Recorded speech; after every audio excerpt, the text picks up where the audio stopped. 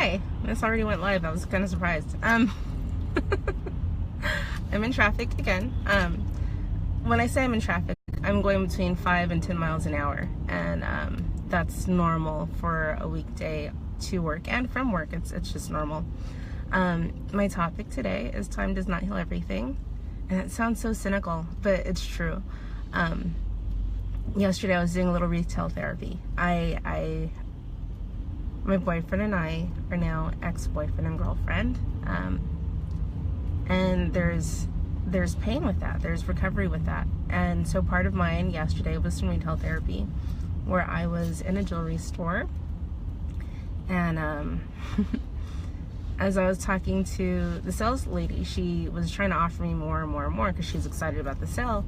And I said, look, this is breakup shopping. This is not, I want to regret and hate myself in the morning shopping. This is just making me feel better now shopping. And she told me how she was still heartbroken from a relationship that ended 4 years before. And I felt bad. I mean, that's really, really sad.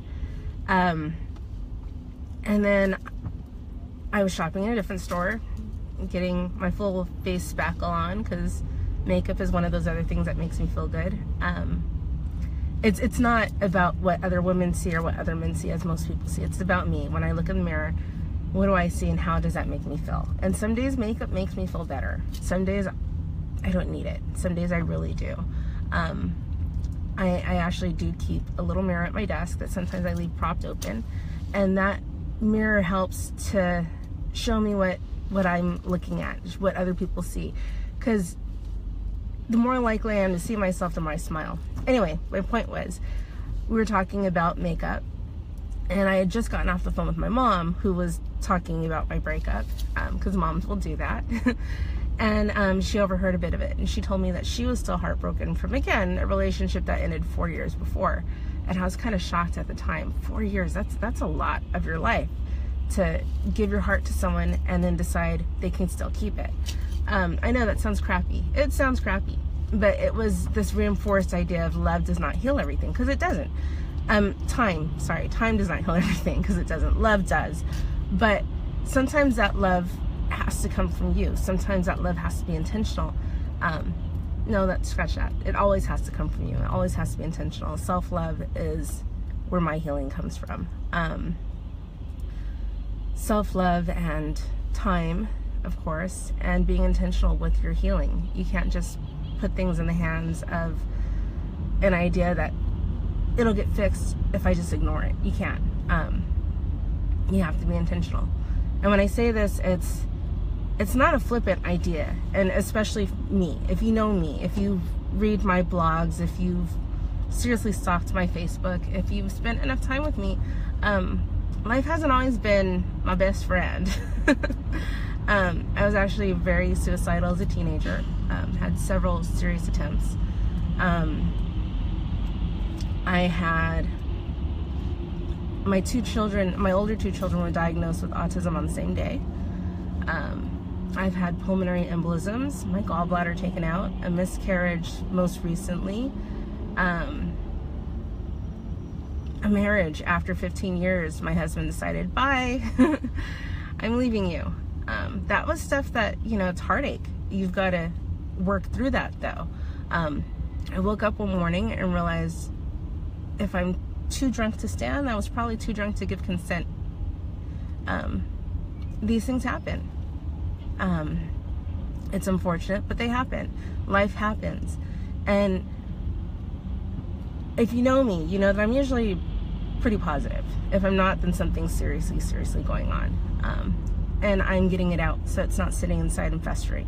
And that's part of my self-healing, is not holding things in.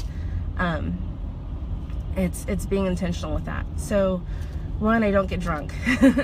I don't get high. I don't numb myself to the pain. I go through it epically every chance I get. So it may be like, the end of last week, beginning of this week, the beginning of the weekend, I was watching videos, and not videos, but movies to make me cry. I was finishing up our scrapbook from the last relationship I was in, because I needed to remember the good, because later on I won't remember the good and it'll feel like I wasted time. And no, I need to honor that there was something special there. So that's what I'm doing now. And I've put the scrapbook away, and now I can look at all the bads that were in our relationship. It was good, and it was you know, loving and protective at times, and there are times that were really, really bad. Times that if I were my mother, I wouldn't want my child to go through this. And I realize that. I absolutely do. And so the relationship ended where it needed to end, and that's okay too. But there's work to be put in. For me, it's self-care where I'm crying when I need to. It's doing a little retail therapy, because when I was in relationship, it was very easy to neglect my personal needs. So I was wearing jeans that weren't fitting. I was not updating my makeup. I can't even tell you the last time I bought myself jewelry. And that used to be a normal thing. I used to go shopping and buy myself flowers on a weekly basis. And the lesson there is I take so much better care of myself than any other person I've asked to or allowed to. I take better care of my wants and my needs than anyone else does. And when they're gone, I'm still here. Police report ahead. Oops. That's the whole driving thing, sorry. It's important to remember that you have to be intentional with your care. You have to be intentional with your healing, because time isn't just some random thing that will fix things. I mean, that woman was telling me about something that happened 4 years ago, and I had compassion for her, of course. And the first one, I mean, she was near tears telling me about a 6-year relationship that ended 4 years ago, and she was still in pain. And the second woman was telling me about, she didn't tell me how long her relationship was, but she was near tears with this beautiful, beautiful makeup on because of a relationship that had broken her heart 4 years ago. And she said her comfort's been God. I said, absolutely. And I reminded her, you're not bigger than God. There's nothing you could have done to make that happen or not make that happen. That's not something you can control. If it's meant to be, it'll happen, and it'll be better than you expected. And that's something that I remind myself as well. There's nothing I could have done to break or make anything in my relationships. If it's meant to be, then there's nothing you can do to stop it, right? In theory. There's a lot of times that it can feel overwhelming, and you just want time to fix it. And my thing is, what I think you should do thing is to focus on what you're feeling. Why are you feeling this way? Do you need to release something? Is it something that reminded you of another situation in your life that you still haven't let go of? When I miscarried my twins in April, I noticed there were other people in my life that would then tell me about their miscarriage, and they would then tell me about their losses because they didn't feel safe in speaking about it at the time. And I say, don't worry about that. I say, talk about it. If it makes you feel better, talk about it. When I was at the makeup counter, the woman apologized to me for bringing up such a negative thing for her. And I let her know, you know, I brought up the subject. I chose to talk about it. She was more than welcome to talk about it. I brought it onto the table, and I was there to listen if she wanted to talk about it. And she did briefly, and that's okay. There should be a space to talk about things that people aren't comfortable talking about. And it's not always easy to find, but once you find it, hold on to it. Don't overburden that person. My sister Shauna Lee was amazing, always is amazing at being present when I need her, at listening. And a lot of times she doesn't say anything at all. I just know that she's listening, and that's enough. And no matter what she's going through, she's always made space for me. And I really, really appreciate that. But that's part of it too. You don't bottle up what you're feeling. You don't hold it in. You work through it. You have to be intentional. You can't decide I'm going to be numb today and not drink alcohol. You can't decide I'm going to be so busy with life that I can't focus on what I'm feeling. You have to focus on what you're feeling. If you have to write about it, write. If you have to sing out loud, sing. That's been a big thing this weekend too, is singing and even dancing to songs that I'm playing on my Spotify, because I need to get it out. I need to move it out. I can't just sit in my feelings, because it doesn't serve me. It won't serve me. It won't serve anyone if you give it the time to just, you know, sit and be painful. It'll sit and be painful, and it won't be healed. You have to work through it. You have to experience all that you need to experience. You need to look at everything you need to look at, and you need to appreciate that there was both good and bad. It's not about time. And you know, when it comes to with my kids and their autism diagnosis, no, that wasn't like a relationship thing, but I had to come to terms with the fact that my goal and vision for what their future would be wasn't necessarily going to happen. It was going to look different, and that had to be okay. So in that, and like with relationships, you're not just mourning the situation, you're mourning what your expectations were. You're mourning the dreams that you had for your future. You're mourning the plans that you wanted to make yours, and that's okay too. Be at peace with that. It's okay to say that it wasn't just my marriage that ended. It was my goal and future plan for the rest of my life that ended, that changed. And you can be sad for that, but you can also be open to the fact that what's coming might be better. What's coming will be different, and what's coming is designed for you, and what was past was designed to help you grow. I mean, that's about it. It's a good day, I promise. I'm making this the Monday of my life, and I know it doesn't sound like it. I would be lying if I said I'm not sad in a lot of ways. I am, but that's okay, and I'm living in that feeling. I'm living with I held a lot of guilt that I couldn't make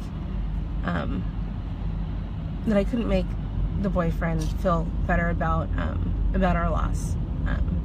I know that I worked through a lot of what I felt in the early days, and I felt like I couldn't help him, and that hurt me, and that still hurts me. Not having him present hurts me, and that's okay. It will hurt, and it's okay that it will hurt.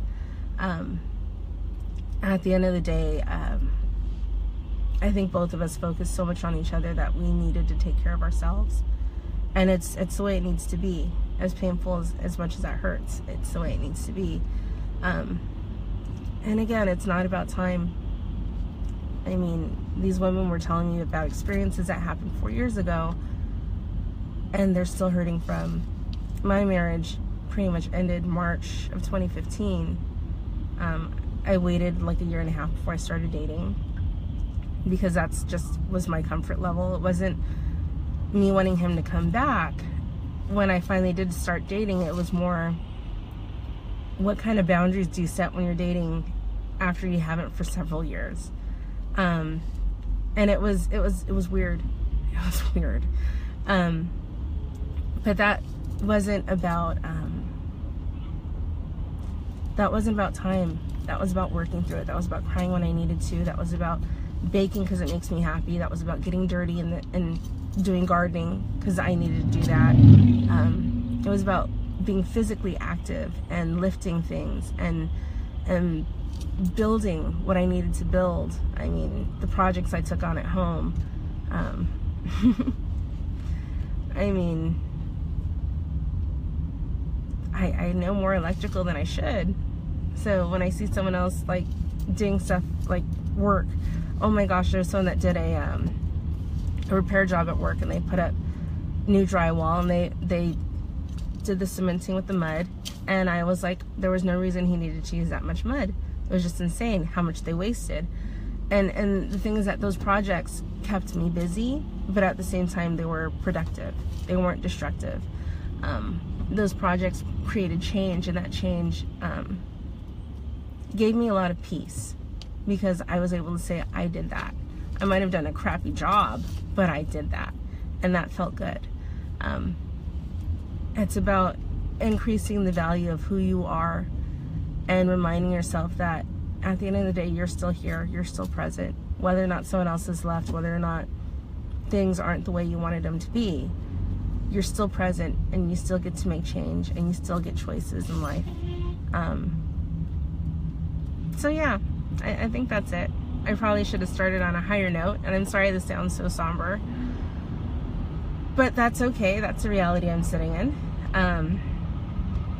I hope you have the Monday of your life, and you figure out something to do that's epic and amazing. I'll get used to putting on makeup again, because it's been a while since I've done like the full face spackle, and I really liked it this morning. I hope you have a great day and do epic shit. Bye.